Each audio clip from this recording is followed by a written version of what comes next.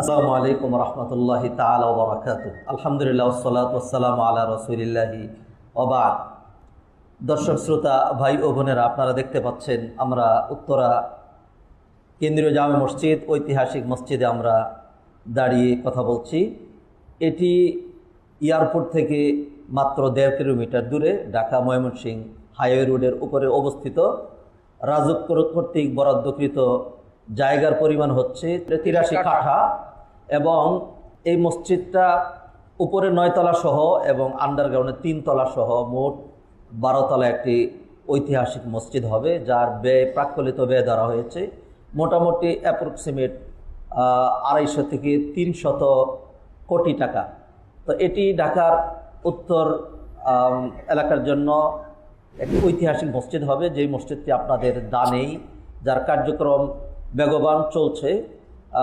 মসজিদের এরিয়া অনেক বড়, যেটি বিল্ড আপ হওয়ার পরে ইনশাল্লাহ একসাথে আমরা নারী পুরুষ মিলে অন্তত 30,000 মুসল্লি একসাথে একই জামাতে আমরা সালাত আদায় করতে পারবো এবং মসজিদ কেন্দ্রিক যাবতীয় সকল সুবিধা সম্বলিত সব কিছু এর মধ্যে ইনক্লুড করা হয়েছে। যেই মসজিদটির এতদিন থেকে গুরুত্বপূর্ণ নেতৃত্ব এবং খুতবা দিয়ে প্রাণবন্ত করে যিনি এসেছিলেন, শুধুমাত্র বাংলাদেশের অন্যতম উজ্জ্বল নক্ষত্র বা ইসলামিক স্কলার নন, যিনি সারা বিশ্বের মধ্যে বিশ্ব নন্দিত একজন আলেমে দ্বীন ফজিলতুল উস্তাদ সৈয়দ কামাল উদ্দিন আবদুল্লাহ জাফরি, তিনি এটির নেতৃত্বে রয়েছেন, তিনি এই কাজটি এগিয়ে নিয়ে যাচ্ছেন। আমি আপনাদেরকে আহ্বান করব, বিশ্বময় যে যেখান থেকে দেখতে পাচ্ছেন, আপনারা প্রত্যেকে আমাদের এই মসজিদের সাথে শরীক থাকবেন ইনশাআল্লাহ। আর নবীজি সাল্লাল্লাহু আলাইহি সাল্লাম বলছেন, মান বানা লিল্লাহি মাসজিদান বানাল্লাহু লাহু ফিল জান্নাতি মিসলা। যে ব্যক্তি আল্লাহর জন্য মসজিদ নির্মাণ করে, আল্লাহ সুবহানাহু ওয়া তাআলা ওই ব্যক্তির জন্য সাথে সাথে জান্নাতে অনুরূপ একটি বালাখানা নির্মাণ করেন।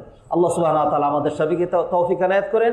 আমি অনুরোধ করব আমাদের উস্তাদ সৈয়দ কামাল উদ্দিন আবদুল্লাহ জাফরি, যিনি এই মসজিদটিকে তার দীর্ঘদিনের লালিত স্বপ্ন হিসাবে দেখে এসছেন এবং তিনি আশা করছেন এই মসজিদটি একটি ঐতিহাসিক, সারা বাংলাদেশের জন্য তো বটেই, বরং ইনশাআল্লাহ দক্ষিণ এশিয়ার জন্য একটি ঐতিহাসিক মসজিদ হবে।